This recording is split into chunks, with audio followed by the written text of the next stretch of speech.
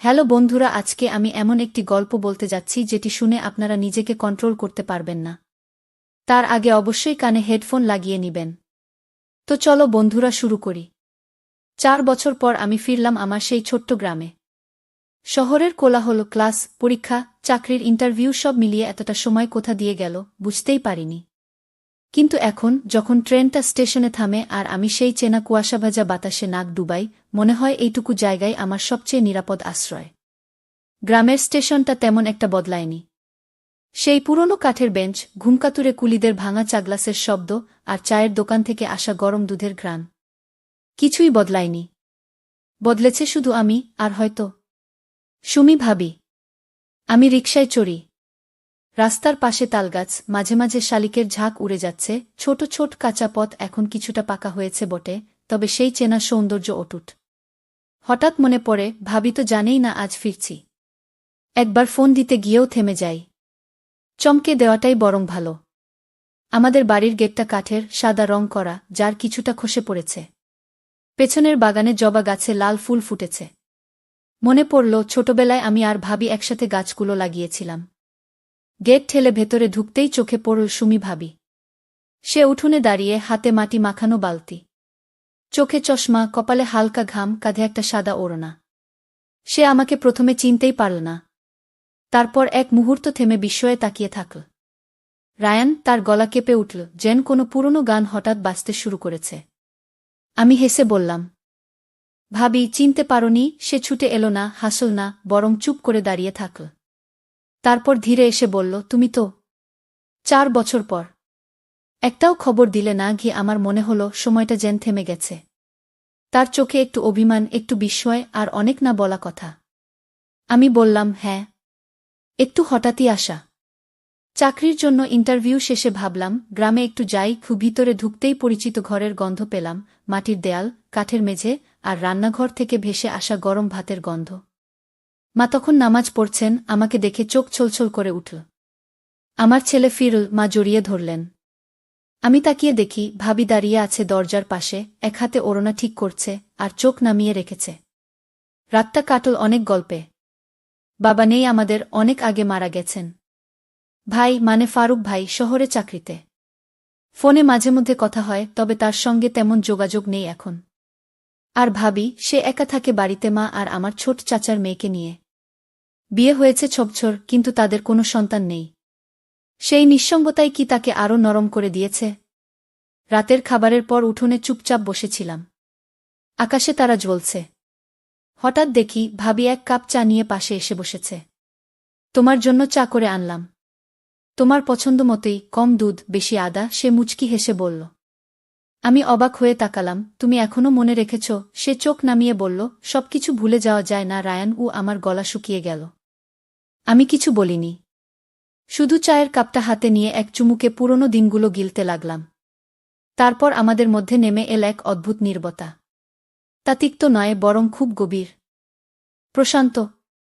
যেন দুই আত্মা একই ছাদের নিচে বসে থেকেও একে অপরের ভেতরের বাতাসে শ্বাস নিচ্ছে। গ্রামে আসার পরদিন সকালটা শুরু হয় পাখির ডাক আর পাতার ফাঁক দিয়ে আসা নরম রোদে। আমি বারান্দায় বসে গরম চা হাতে দেখি বাগানে ভাবি গাছগুলোর পাতা পরিষ্কার করছে। প্রতিটি পাতার উপর তার যত্ন, যেন কথায় না বলা ভালোবাসা। আমি চোখ বন্ধ করি, ফিরে যাই আরও কয়েক বছর পেছনে। আমি তখন ক্লাস 10। ভাইয়ার বিয়ে ঠিক হল। আমরা খুব উত্তেজিত ছিলাম। মা রান্নাঘরে, চাচা কাকারা উঠোনে, আর আমি তো পাত্রী দেখতে যাওয়ার বায়নায় পড়েছি। প্রথমবার সুমি ভাবিকে দেখি ওদের ড্রয়িং রুমে। লাল গোলাপি রঙের শাড়ি, গলায় হালকা সোনার চেইন, আর মুখভরা এক চমৎকার ধৈর্য। এমন একটা নীরবতা তার ভেতরে ছিল যা আমাকে দারুণভাবে টেনেছিল। আমি তো তাকিয়েই ছিলাম, আর মা পাশে খোঁচা দিয়ে বলল, চোখ নিচে নামা শিখ রে। তারপরের দিনগুলো যেন গল্পের মতো কেটেছে। ভাইয়া বিয়ে করল। ভাবি বাড়িতে এলো। প্রথম দিকে ভীষণ লাজুক ছিল। চুপচাপ রান্নাঘরে মার সাথে থাকত, আর মাঝে মাঝে ছোট্ট করে হেসে বলত, রায়ান, একটু এদিকটা ধুয়ে দেবে? তখন আমি ভেবে পেতাম না কেন আমার বুক কাঁপে যখন সে আমার নাম ধরে ডাকে। একদিন দুপুরে আমি পড়ছি। বাইরে রোদ ঝলমলে, আম কুড়োনোর সময়। ভাবি ছাদে পুঁইশাক শুকাতে তুলছিল। আমি ওপরে গিয়ে বললাম, ভাবি, আমরাও আম কুড়াইতে যাই না? সে তাকিয়ে বলল, তুমি তো আর ছোট নেই, আমি হেসে বললাম, ছোট না বলেই তো চাই বড়দের মতো কিছু স্মৃতি হোক। সে তখন হালকা হাসে। আর সেই হাসি আমি আজও ভুলতে পারিনি। সেই নির্দোষতা, সেই চোখের ভেতরকার স্বচ্ছতা। কোনো লুকোচুরি নেই, কোনো প্রলোভন নেই, শুধু এক অদ্ভুত বন্ধন, যে বন্ধনে আমি ধীরে ধীরে জড়িয়ে যাচ্ছিলাম। পরের বছর ফারুক ভাই শহরে ট্রান্সফার পান। সপ্তাহে একদিন করে বাড়ি আসতেন। ভাবি তখন পুরো বাড়ির দায়িত্বে। মা মাঝে মাঝে অসুস্থ থাকতেন। আমি কলেজে উঠি। ভাবির সঙ্গ তখন বাড়ে। প্রতিদিন বিকেলে আমরা উঠোনে বসতাম। আমি পড়তাম আর সে সূচিকর্ম করত। মাঝে মাঝে আমি গল্প বলতাম, ক্লাসের, বন্ধুর, জীবনের। একদিন সে হঠাৎ বলল, তোমার কথা শুনলে মনে হয় আমি আমার কৈশোরটা মিস করেছি। আমি অবাক হয়ে বললাম, তুমি তো তখনই বিয়ে করেছ, তাই না? সে মাথা হেঁট করে বলল, হ্যাঁ। খুব তাড়াহুড়ো করে সব হয়ে গেছিল। তখন বুঝিনি আসলে কি হারাচ্ছি। আমি অনেকক্ষণ চুপ ছিলাম। আমার বুকের কোথাও যেন কেউ ধাক্কা দিল। আমি বলতে চাইলাম, তুমি যা হারিয়েছ তা আমি দিতে পারতাম, কিন্তু বলিনি। কারণ তখনও বুঝতাম কিছু অনুভূতির জন্ম হয় নীরবতাতেই। সেইসব দিন, সেইসব সন্ধ্যা আজও আমার ভেতরে বেঁচে আছে। এবং ভাবি এখনও আগের মতোই, অল্প কথা, মৃদু হাসি, আর একদম নিঃস্বার্থ ভালোবাসার ছায়া। আমি জানতাম 4 বছর পর ফিরে এসে তাকে দেখার পর কেন আমার বুকের ভেতর এমন কাঁপছে। কারণ কিছু সম্পর্ক নাম পায় না, তবু হৃদয়ের গভীর কোণে গোপন এক গল্প হয়ে থেকে যায়। বিকেলের আলো একটু একটু করে নরম হয়ে আসছিল। আমি উঠোনে বসে বই পড়ছিলাম। পাশের বাগানে ভাবি ঝাড়ু দিচ্ছিল। সময়টা যেন স্তব্ধ হয়েছিল। বাড়ির ভেতরে যেন একগা নির্জনতা। এই বাড়িতে আগে যখন ভাইয়া থাকতেন, প্রতিটি ঘরে জীবন ছিল, হাসি, ঝগড়া, গল্প। এখন সেই জায়গায় নেমে এসেছে এক অদ্ভুত নিস্তব্ধতা, যার মধ্যে শোনা যায় শুধু সময়ের ধাক্কা। সেদিন বিকেলে মা ঘুমিয়েছিলেন। ভাবি রান্না করছিল। আমি হেঁটে গিয়ে রান্নাঘরের পাশে দাঁড়ালাম। কি রান্না করছো ভাবি? সে একটু চমকে তাকাল, তারপর বলল, তোমার পছন্দের ধোকা, আলু ডিম দিয়ে। মনে আছে? আমি হেসে ফেললাম। তুমি এখনো মনে রাখো? সে চুপ করে শুধু বলল, সব কিছু ফেলে দেওয়া যায় না রায়ান। কিছু কিছু মানুষ থেকে যায়। চাইলেও মুছা যায় না। গিয়ে আমি আর কিছু বললাম না। কেমন যেন এক ভার নেমে এলো আমাদের মাঝখানে। ধোয়ার সঙ্গে মিলিয়ে গেল সেই না বলা কথাগুলো। রাতের খাবারের পর আমরা 3 জন উঠোনে বসেছিলাম। মা খুব ঘুম পাচ্ছে বলে উঠে ঘরে গেলেন। আমি আর ভাবি বসে রইলাম।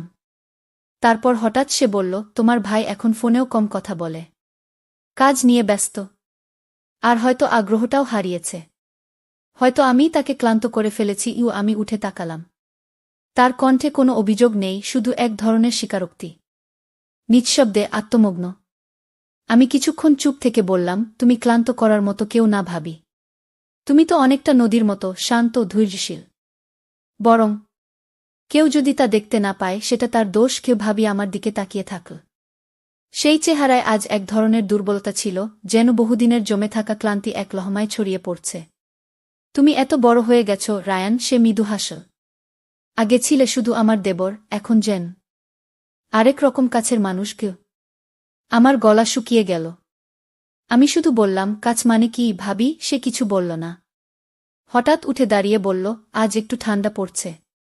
তুমি ভেতরে যাও। ঘুমের আগে আমি অনেকক্ষণ জানালায় বসে থাকি। বাইরে পূর্ণিমার আলোয় উঠোন ঝকমক করছে। এবং ভাবি একা রান্নাঘর গুছিয়ে ঘরে ঢুকছে। তার চলাফেরায় কিছু একটা আছে, একটা চাপা তীব্রতা, যা চোখে দেখা যায় না, শুধু অনুভব করা যায়। আমি জানি এই অনুভূতির নাম রাখা যায় না। আমার নিজের মনও যেন এক ধরনের টানাপোড়েনে পড়েছে। আমি চাইলেও সেটা অস্বীকার করতে পারি না। ভাবি একদিকে আমার ভাইয়ের স্ত্রী, অন্যদিকে আমার হৃদয়ের সবচেয়ে নির্ভরযোগ্য, সবচেয়ে মায়াবী অংশ। এই দ্বন্দ্ব নিয়েই আমি ঘুমাতে যাই। দিনটা ছিল মেঘলা। সকাল থেকেই আকাশ ঘন কালো। বাতাস ভারী হয়ে আছে, যেন বৃষ্টি নামার অপেক্ষায়। মা তখন পাশের পাড়ায় আত্মীয় বাড়ি গেছেন, ফিরতে দেরি হবে। বাড়িতে কেবল আমি আর ভাবি। আমি বারান্দায় বসেছিলাম, হাতে বই। কিন্তু চোখ বইয়ে আটকে থাকছিল না। কারণ মাথার ভেতরে কেবল একটাই নাম, সুমি ভাবি। তিনি রান্নাঘরে ছিলেন। হঠাৎ ঝড়ের মতো বৃষ্টি নামল। আকাশের গর্জন, টিনের চালের উপর বৃষ্টির শব্দ, সবকিছু মিলে পরিবেশটা এক ধরনের কল্পনার মতো হয়ে গেল। রায়ান, ভাবির গলা। আমি উঠে গেলাম রান্নাঘরের দিকে। তাড়াতাড়ি ছাদে চল। পুঁইশাক শুকাতে দিয়েছিলাম, সব ভিজে যাবে। আমরা দুজন ছুটে ছাদে উঠলাম। বৃষ্টির মধ্যে বাতাসে ওড়ানো শাড়ি সামলে ভাবি কাপড়গুলো গুছাতে লাগলেন। আমি তাকে সাহায্য করলাম। কিন্তু হঠাৎ এক ঝাপটা বাতাস ও বৃষ্টিতে ওর ওড়নাটা উড়ে গেল। আমি হাত বাড়িয়ে ধরলাম। আমাদের দুজনের হাত একসাথে পড়ল ওড়নার সুতায়। চোখে চোখ পড়ল। ভিজে চুল, কপাল বেয়ে গড়িয়ে পড়া জলের ধারা, কাপড়ের ভাঁজে জমে থাকা কাঁপুনি। আমি তাকিয়েছিলাম স্থির হয়ে। সে চোখ সরিয়ে নিতে চাইল, কিন্তু পারল না। আমি ফিসফিস করে বললাম, তুমি কাঁপছ ভাবি। ভিতরে চলো। সে কিছু বলল না, শুধু মাথা নাড়ল। আমরা নিচে নামলাম। ভেতরে ঢুকে সে কাপড় চেঞ্জ করতে গেল। আমি বসে রইলাম ড্রয়িং রুমে, বৃষ্টির শব্দের নিচে চাপা পড়ে থাকা নিজের হৃদস্পন্দন শুনতে শুনতে। কিছুক্ষণ পর সে এলো, হালকা গোলাপি জামদানি শাড়ি, সাদা ব্লাউজ, খোলা চুল। চোখে ক্লান্তি আর অস্বস্তি। তবু সে এসে বলল, তুমি তো ভিজে গেছ। তোয়ালে আনছি। আমি বললাম, থাক, আমি ঠিক আছি। কিন্তু সে জোর করে আমার হাতে তোয়ালে ধরিয়ে দিয়ে বলল, ভিজে থাকলে ঠান্ডা লেগে যাবে। আমি একটুও নড়লাম না, শুধু তাকিয়ে রইলাম। তার চোখে তখন কিছু ছিল, ভয়, লজ্জা এবং এক অপার চেনা অনুভব। আমি বললাম, ভাবি, তুমি জানো না কতদিন ধরে তোমায় কিছু বলতে চাইছি, কিন্তু পারি না। সে আমার মুখ চেপে ধরল হাতে। চুপ রায়ান। আমি শুনতেও ভয় পাই, কারণ আমি জানি তুমি যা বলবে তাতে আমি ভেঙে যাব। আমার চোখ জ্বলে ভরে গেল। তুমি কি ভেবেছ আমি কিছুই বুঝি না? তার গলা কাঁপছিল।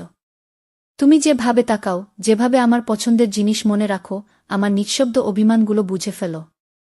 আমি কি তা টের পাই না? আমি বললাম, তুমি যদি জানো তাহলে কিছু বলো না কেন? সে চুপ করে থাকল। তারপর বলল, কারণ তুমি আমার দেবর, আমি কারো স্ত্রী। এই সম্পর্কের একটা সীমা আছে, আর সেই সীমা পেরিয়ে গেলে ভালোবাসাও পাপ হয়ে যায়। আমার চোখ বেয়ে জল পড়ল। কিন্তু আমি পাপ করতে চাই না ভাবি। আমি শুধু চাই তুমি জানো আমি তোমায় কতটা ভালোবাসি। সে এগিয়ে এসে আমার কপালে হাত রাখল। বলল, আমি জানি।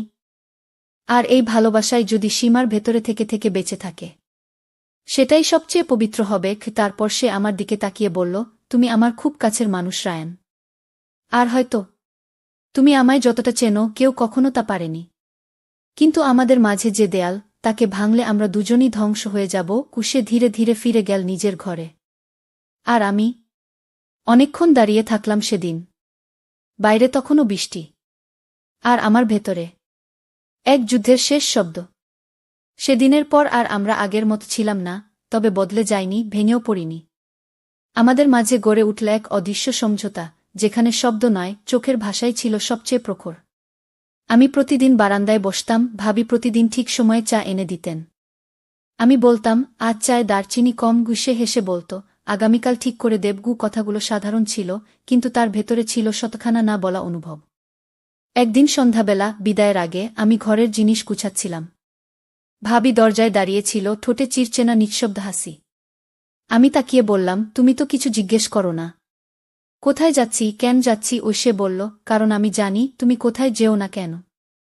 একটা জায়গা আছে যেটা কোনো চাকরি, কোনো শহর, কোনো দূরত্ব মুছতে পারবে না। আমি বিস্ময়ে বললাম, কোনো জায়গা? সে চোখ নামিয়ে বলল, আমার বুকের ঠিক ডান পাশে, হৃদয়ের খুব কাছের এক কোণায়। যেখানে তুমি থাকো রায়ান। আমার বুকটা ধসে পড়ল সেই শব্দে। কিছু বলতে পারলাম না। তারপর সে এক প্যাকেট আমার হাতে দিয়ে বলল, টিফিন বক্স, ভাতুডিম আর পুঁইশাক, তোমার প্রিয়। ট্রেনে খেয়েই আমি নিচু গলায় বললাম, তোমায় খুব মিস করব ভাবি গো। তো বন্ধুরা, ভিডিওটি ভালো লাগলে কমেন্টে জানাবেন। এইরকম ভালোবাসার গল্প শুনতে চাইলে চ্যানেলটা সাবস্ক্রাইব করুন এবং পাশে থাকুন আর আপনার বেল আইকনটা বাজিয়ে রাখুন, যাতে নতুন ভিডিও আপলোড করা মাত্র আপনারা দেখতে পারেন।